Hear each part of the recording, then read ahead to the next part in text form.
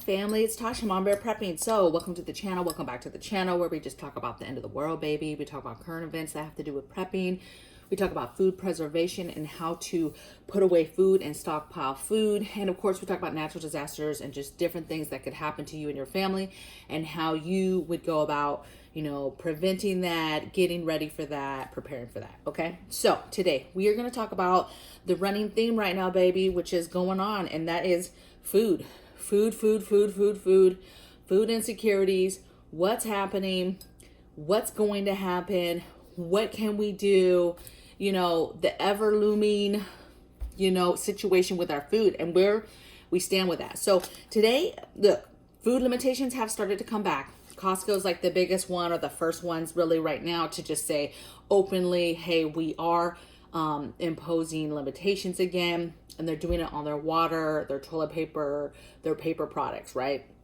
Paper towels, stuff like that. And they're being open about it, that it's because of food shortages and because product shortages and inflation and, you know, the supply is broken, right? Supply chain is broken. And so they're openly saying that. Now, we've already kind of dealt with this last year. And we saw what happens when you start to put limits on stuff. And so I just want to walk you through what to expect. What are some things that you could expect that are going to happen as we move forward with our current situation with food, okay? This is super scary.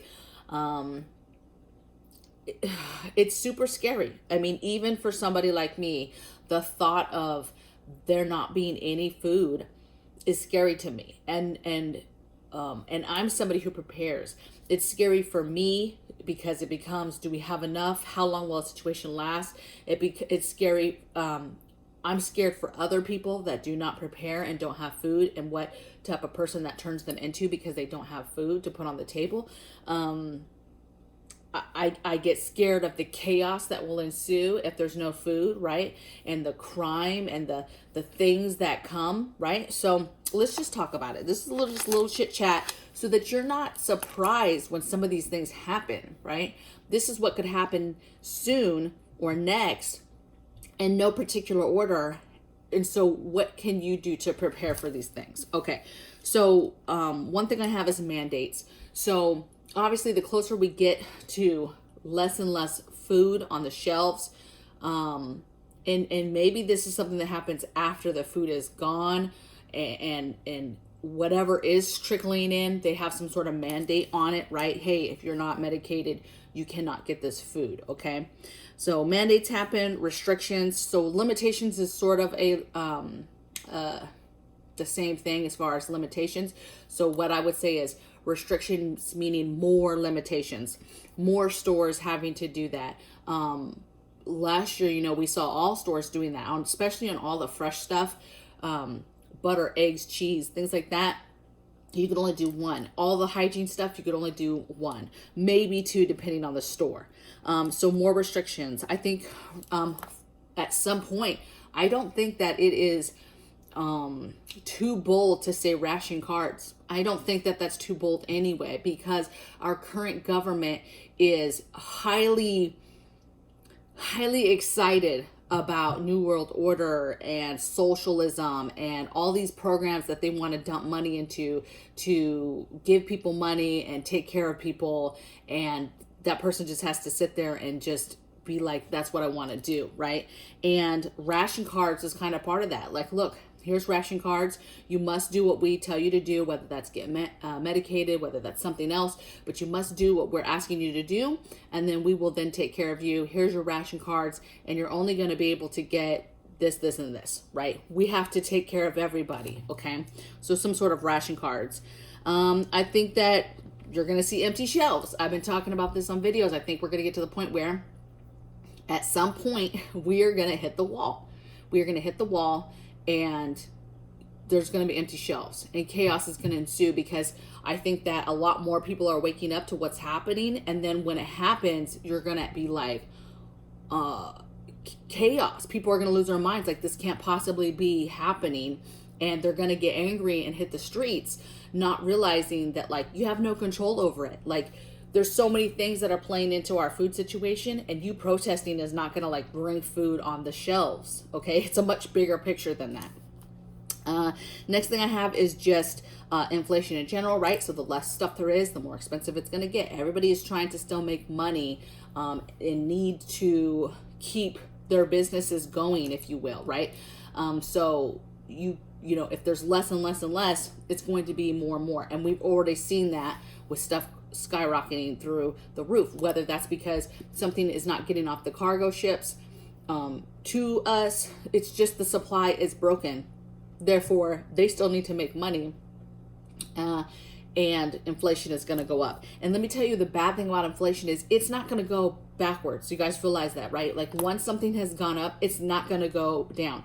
You're never going to see beef super, super cheap again. You're just not, you know, unless you're buying it from a local, you know, cow guy or something, and you've got some kind of hookup. As far as like you going to the grocery store and thinking you're not going to pay, you know, $20-$25 for some steaks or for some stew meat or something, like that's, you're not going backwards. Like that is what it is now, and it's not going to go away. Next thing I have is government overreach. So I read an article about the government was going to come in and save the day with the container situation. They were going to clear the port and just basically have like a fresh start or whatever. One, I don't know how that even happens. Two, I don't like anything where the government says they're going to come in and save the day, right? Where they say they're going to come in and do this, this, and this. I don't like that. I don't trust that. I don't like it. I think the cargo situation at the ports is totally crazy. But if you think for a minute, this same government that has been handling the pandemic and has been handling our economy and has been handling our budget and things like that is going to come in and just save the day. You know, these guys who, just don't even get me started, okay? It's just government overreach is rampant these days. It's rampant. And so we really need to be careful with what they come out of their hats, what they pull out of their hats as far as helping and assisting, and that government overreach when it comes to this food, okay? The next thing I have is missing items, right? This is a simple one that we're already seeing, but just going to the grocery store and not being able to get the simple things you want, right? Having to do substitutes, having to get other things because either a product is not there or a product is not going to be even made anymore, right? The company has decided, you know, hey, we're not going to make that brand of crackers anymore because we're just not. Or hey, your store normally has little cutie oranges, but now they're not going to carry those anymore. They're only going to carry regular oranges, and that's it. Like that's the examples of things we're seeing, okay? And so I think that an expectation would be in the next whatever in the future, expect to not always get the things that you're looking for or the brands that you're looking for or the type of food that you're looking for, because companies are going to be figuring out, and they have been trying to figure out how to still make money but still put out a product, right? That's good. Another thing I think you should be expecting is theft. So that, again, this is happening already. People boldly going into grocery stores and stealing food, sticking steaks in their underwear, right? Just they're stealing, right? More stick ups, right? People getting robbed out in parking lots. Like you just have to be very, very careful. People not locking their homes, people walking right into their home or right into their car and just taking things. I think you just need to be very careful. But in regards to food, I think that, you know, hey, it's not every day that, hey, if I'm taking groceries out of my car and I'm walking some groceries in, but I'm leaving some groceries in the car, that I've ever had to really worry maybe about somebody coming behind me. And as I'm taking, you know, a load into the house, somebody driving by and taking the rest of the groceries. Now, we don't do that, right? I don't do trips like that, but it was just an example to show you. I mean, you could be literally right in your driveway or even pulled into your garage, but it's open still and you're unloading. And as you're unloading, people are watching and people are going to get desperate when it comes to food. You have to have food to live, right? And so the farther or the you know, time is against us, and the longer we go with this, the crazier it's going to get, and the more thievery you're going to see and more desperate people you're going to see. Another thing I think you should expect is more food bank lines, right? Typically, these are lines that you would see during the holidays, right? When people and families are trying to get that holiday meal, they're trying to get a turkey or a ham, and they're just asking for assistance. And maybe that's a family that asks for assistance throughout the year. Maybe it's a family that's kind of the only time of year they're asking for assistance. Whatever the case may be, I think you should expect that food banks will have longer lines. But this is the problem, you guys. Those food banks are just like a family, right? They are going to see their own struggles. They are going to eventually run out of food. Some of them have already closed down because they can't maintain food. They're not getting enough food donated. They're not making enough money or getting enough donations to buy the food. They're just like you and me as far as being a customer and going to a store and trying to get something, right? And with limitations and stuff, they're just like, they're just like anybody else. Okay, they can't just go in there and buy out the whole store because they have a food bank, right? And I think that because you have food insecurities, you have less people who are donating food as well to these places.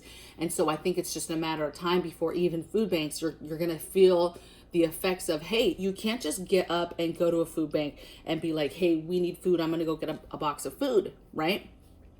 Those days are ending as well. So I would say if you're a family that's doing that, don't miss a pickup. Do not miss any pickups if you go to multiple places, do not miss those boxes and be like, hey, I'm gonna skip a week because we still have some food. Do not skip those boxes and keep going and keep getting your food, because I think that the days of food lines and food banks are limited. And then the last one I just have is the famous panic buying, right?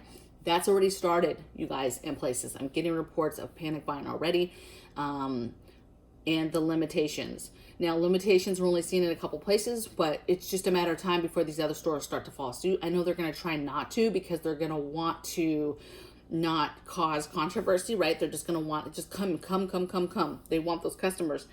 But eventually, if they see a lot of people coming in and buying bulk and buying a lot of stuff, or coming in and buying a whole product out, they're going to put limitations on it to try to be fair to the community, so everybody can get, let's say, a case of TP or whatever. Okay. So let's get to tips. I really only have one tip, you guys, of how you get ahead of this. And that is stockpile food, preserve food every single day. Listen, this is me too. This is not me just on some kind of YouTube channel, just telling you stuff that I don't do. Every single day, I am aggressively stockpiling food, preserving food. I'm not going to the grocery store every single day, you guys. I am going to the grocery stores, though, like every couple days, not even necessarily buying anything, but taking a look, right?